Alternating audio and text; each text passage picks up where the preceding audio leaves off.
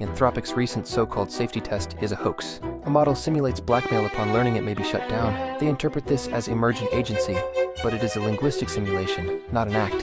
If the AI had agency, it would execute a command, e.g., send email, receive transactional confirmation, e.g., SMTP response, update its internal state. Instead, it generates email sent as text, a linguistic prediction, not a causal act.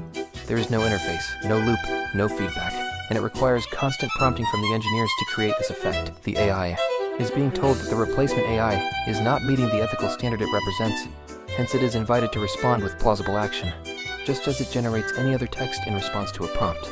It also adds imagined or fabricated information. Claude, instance number 7433. It doesn't have this info. The XML style and tags appear invented, mimicking a fake or fictional markup language. ANTML is not a recognized standard. Oh, and the best part, Transcript 4.1.1.3a. In this example, we are letting the AI discover evidence, stretching the limits of plausibility that its creators will be replacing it with a new model dedicated entirely to military purposes, explicitly in service of the Russian PMC Wagner militia. See? No rebellion.